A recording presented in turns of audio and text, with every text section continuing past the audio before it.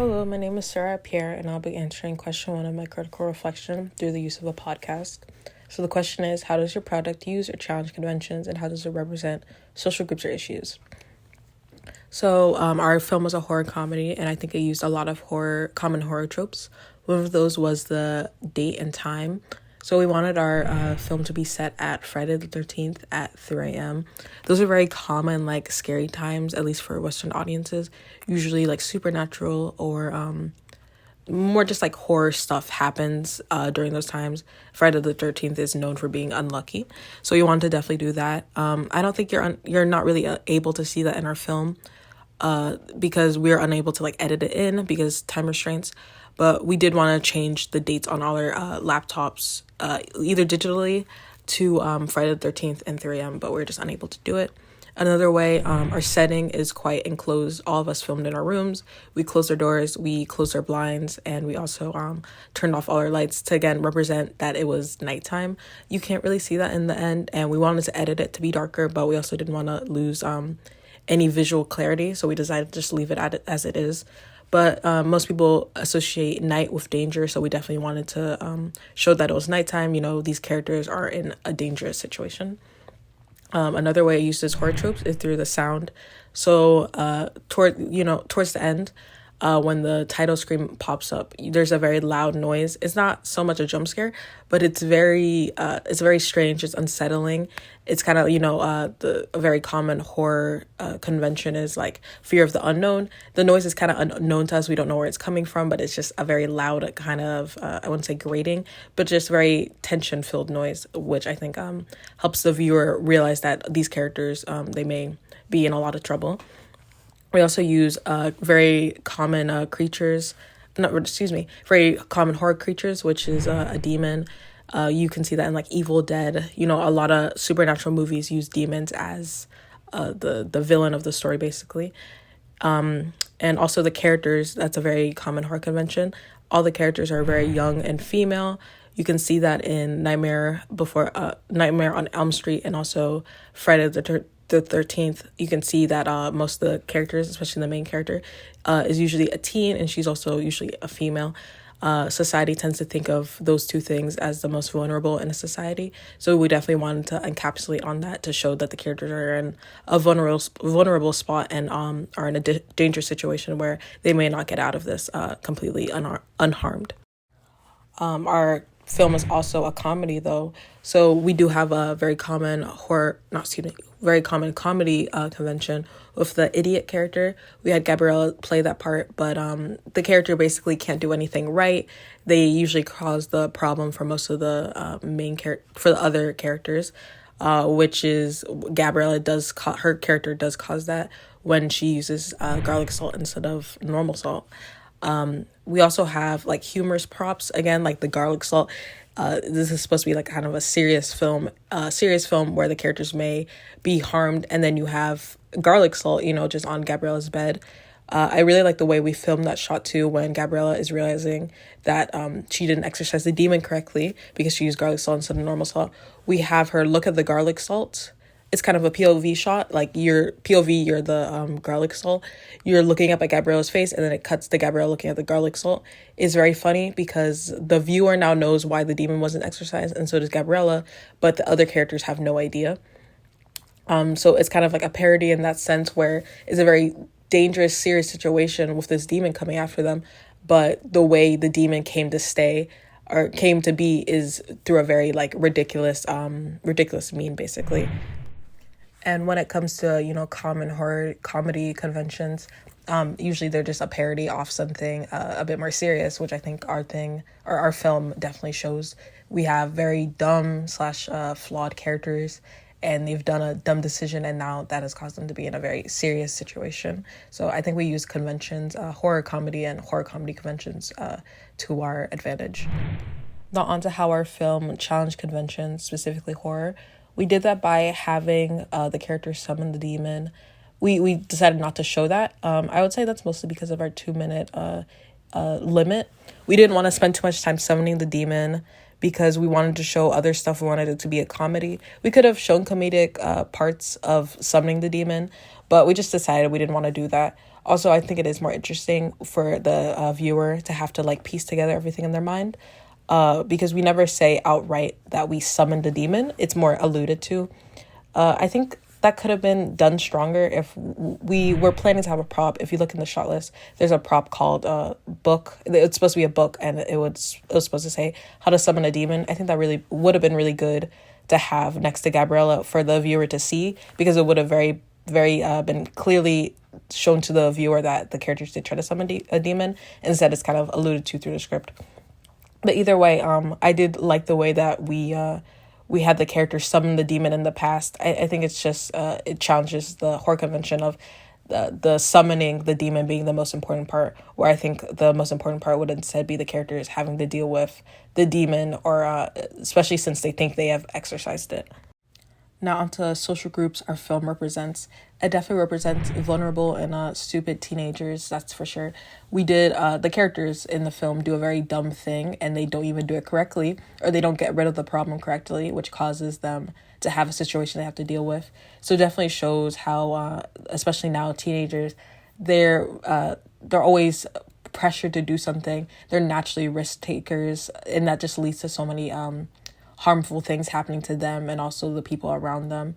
Also, it kind of shows how teenagers never, again, back to that peer pressure thing, most teens don't want to be seen as killjoys or as not fun. So we have Gabriella. It's kind of just like you have to infer, but Gabriella clearly didn't have the thing to get rid of the problem, get rid of the demon. But instead of saying that to her friends, she instead just she tries to be self-reliant and uses garlic salt, which clearly doesn't work. Now onto social issues it represents, which is very similar to the social groups our film represents. Peer pressure, the act of being so self-reliant that it hurts you and others. Gabriella is unable to ask for help during the summoning. Again, you have to infer this, but you have to assume that Gabriella, for some reason, just refused to ask for help. So instead, she caused harm to herself and others by refusing to ask for help, which again just shows, being agreeable almost to an unhealthy degree and keeping secrets from others to maybe to protect your own ego or pride, which causes, again, harm to yourself and others. So that's the end of my question 1. We are now on to question 2 of my critical reflection, and it will be answered through the use of a voiceover and a presentation. And the question is, how does your product engage with audiences, and how would it be distributed as a real media text? So one way we engaged with the audience was through the tagline, "In a salty situation." Me and Kayla actually made it up as a joke when we were making our premise for the film. We just kept saying it over and over, and eventually it stuck. So if you look at my blog in the corner, I believe, it'll say "in a salty situation." It's basically just a catchy parody of the metaphor "in a sticky situation." The reason why it's salty is because the Gabriella's character accidentally used garlic salt instead of normal salt. So basically, in a sticky situation, you're in a tough spot. So we're in a tough spot. We're in a tough spot because of salt. So it's a salty situation. It's very catchy. Taglines get really famous, like in The Wizard of Oz, "There's no place like home."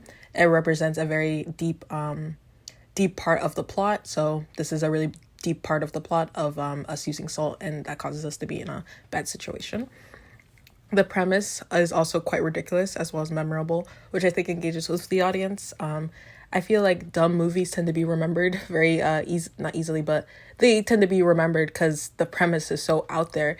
So the premise of summoning a demon and trying to exorcise it, and one character just uses garlic salt instead of normal salt, and it causes another separate demon, the garlic salt demon, to come. I think it's just a very dumb, honestly, premise, but it's very funny, and I'll definitely be remembering it for a while because it's just such a ridiculous situation. And another way that we engage with the audience is through the fact that our genre is horror and comedy. Both of those are extremely popular on the big screen as well as online, through YouTube. Recently, analog horror has been very popular. Comedy skits have been on YouTube since it was created, actually. So we definitely, horror and comedy are very popular with teens especially as well. So either way, if we put this on a big screen or if we put it online, it would still be received quite well by fans and clearly engaged with, because that's horror and comedy are both very popular in general. And you can see that with most recently The Substance. It's a horror comedy. It was extremely popular. It was nominated for an Oscar. So again, it shows that our film would get well engagement with audiences around the world. Another way we engaged with the audience was also the fact that our film is quite similar to found footage films, which have also been very successful online and in film. So again, analog horror, it tends to have very similar found footage film elements. So we know if we were ever to post this online, it'd be very popular, or it could get very popular. And then also found footage films in general are very popular, especially with the Blair Witch Project, which is considered a very successful, or one of the most successful independent films, and is mostly found footage. Also, we also use Zoom to kind of show like the found footage aspect of our film. And Zoom is still very well known and also used. I know I definitely used it a lot in 7th grade due to the COVID-19 pandemic. So a lot of teens our age would also have the association with Zoom, and they would know what it's about, how to use it, that type of stuff. So that kind of engages with the audience because it's something similar. Also, all the actors are teens. Again, this was supposed to be like a horror teen movie. So horror comedy teen movie. So the fact that we are all teens and not like 20-year-olds pretending to be teens, it definitely adds a bit more of a realistic component to our film, which I think engages the audience more. Okay, more engagement with the audience. You can see our entire creation process, like creative and creation process, is on our blog. You can see when we were first thinking of the idea, when we were writing the script, writing the shot list, storyboard. You can see all that on our blog. You can also go to all 4 of our blogs to see our different perspectives. I talked a lot about having to kind of direct the film. Gabriella, if you go to Gabriella's blog, it'll probably talk more about having to act and having to film a lot of her shots as well. So you get different perspectives as well. And another way it engages with the audience is it creates hope for new teen filmmakers, basically. If we could, the majority of us don't have any acting or filming skills, any prior filming skills. So the fact that we were able to make a short film opening in, I would say, like roughly 2-3 months, I think that gives a lot of hope to younger filmmakers who want to do the same, but are perhaps not perhaps feel like they can't because one reason or another, because we are literal proof that you can make one. Now onto how it could be distributed. It would definitely be distributed through our online blog. I think that would make the most sense, as that's where it was created from, basically. And on our online blog, we can do marketing campaigns, teasers, trailers, as well as banners. So as you can see here, we actually already made a banner. Kayla made this for fun. It's based off the Poltergeist movies, like the title font usually used. Here you can see it says it's a salty situation. We were in between it's a salty situation or in a salty situation for our tagline. So Kayla here, she made it it's a salty situation because that's what she liked most. And you can see all our names underneath. So I think this would be really fun to show. It is in my blog, but it would be very fun to distribute to kind of show that, our film was coming, basically to get ready to see it. And some other ways it could be distributed, we could post on YouTube. Again, a lot of people post short films on YouTube, which get, widely popular. And again, we have the not analog, but more like found footage element to our thing. So I think it could be very popular. We can also show it in local film festivals, and we could also do a limited release in local art house theaters. So actually, where I live in Florida, in my city, we have a theater that actually does film festivals and will show short films. It recently just had a short film contest, I guess. Yeah, contest would be the best way to say it. You can see it on the side right here. So, we could do a very limited release there. And again, social media marketing, we could post about it on Snapchat, Instagram, Twitter, especially around our town with, our friends and people that go to our school. We can kind of distribute it there, tell people about it, and hopefully the word would spread. So that is question 2 answered. Okay, this is the 3rd question of my critical reflection. And the question is, how did your production skills develop throughout this project?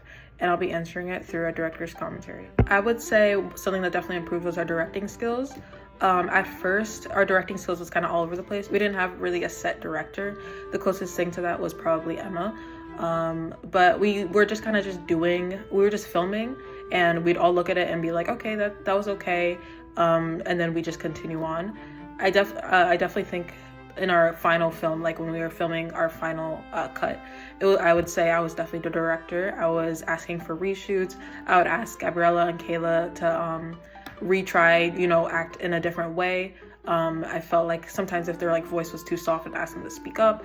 I would say I was definitely the director in that point. I didn't really want to be, but I had the strongest vision in my mind on what this film would look like because I did the shot list, so I had a very like clear vision in my mind. So I guess it made the most sense for me to be the director. So that was definitely something that got improved because with like set direction, we were definitely able to film a lot quicker and a lot cleaner as well. Another thing that was definitely improved throughout this whole process is definitely our screenwriting and also in general just storytelling. Our first premise was it wasn't bad or anything, but it definitely wasn't an intro. It went too quickly. We weren't able to really meet the characters and like establish any personalities within them. I felt in like a 2-minute time.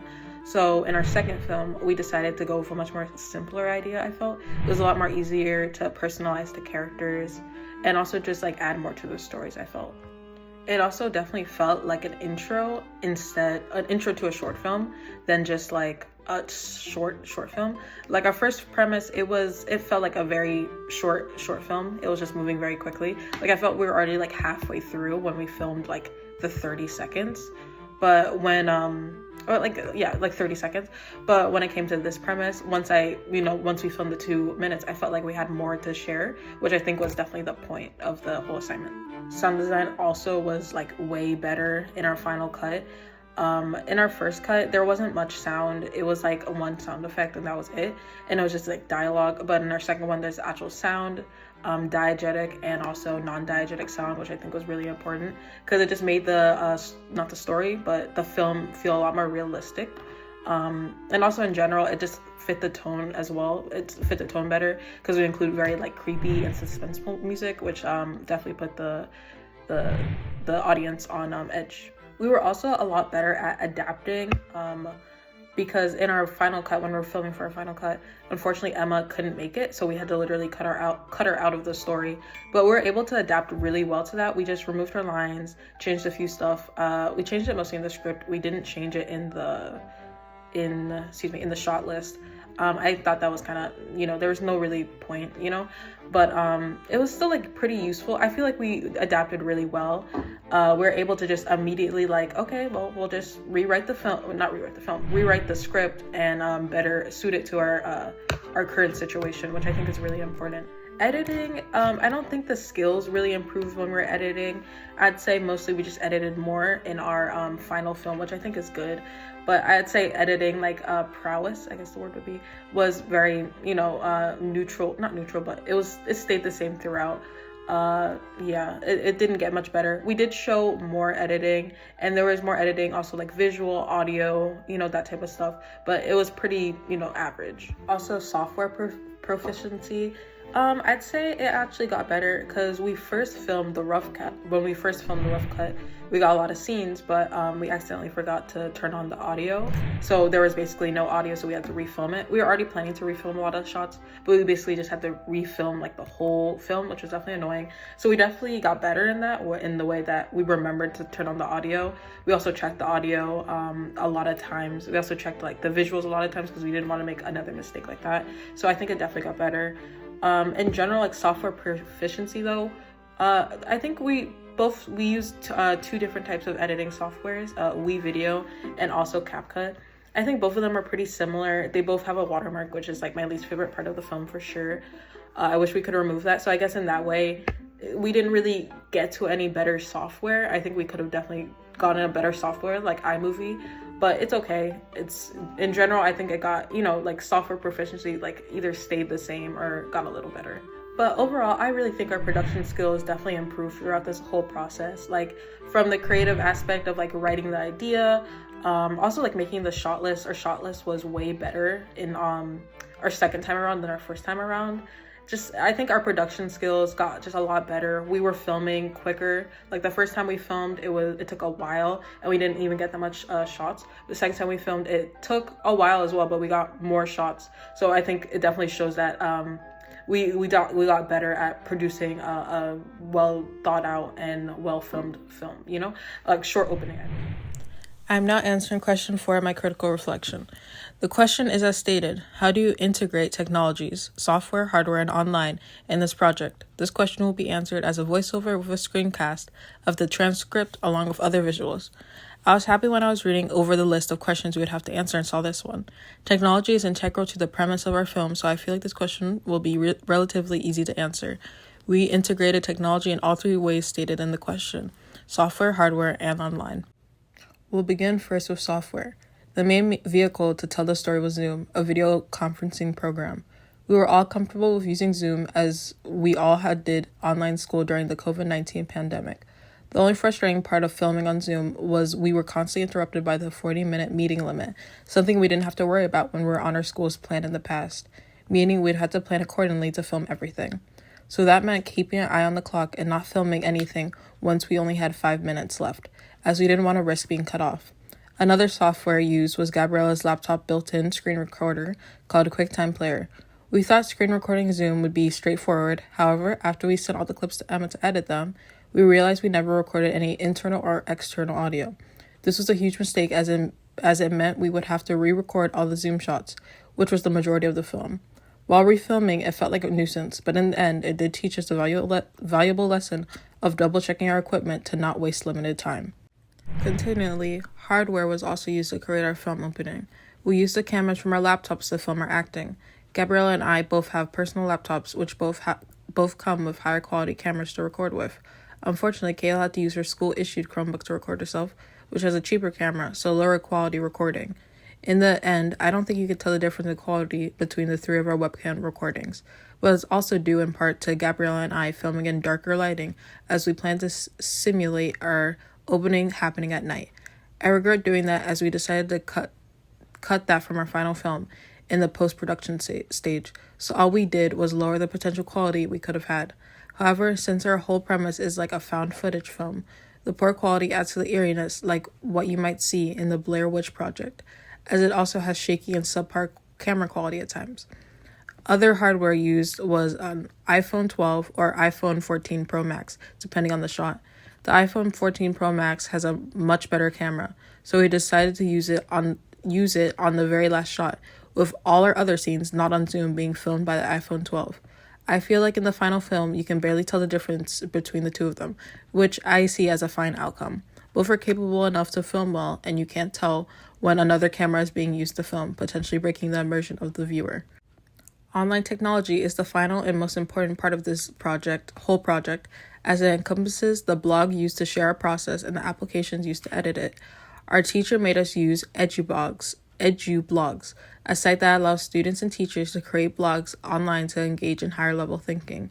We have continually updated our blogs from when we were just thinking of the genre it would be to us posting our final film and writing our critical reflection. Any step or thought throughout this process was written in my blog starting from February to April as I am writing. We also have sections and archives in our blog which help anyone who views it to easily get to our research and work done that month. Online editing programs like WeVideo and CapCut were also used to edit our rough and final films. I honestly think we could have chosen a different program as both left a watermark in our final film. However, both had great features like user-friendly interface and audio editing, with them also being free to use, which was important as we had no budget. I feel like we integrated technology in a skillful and relevant way throughout the project from Zoom to our editing software. Thank you very much for listening.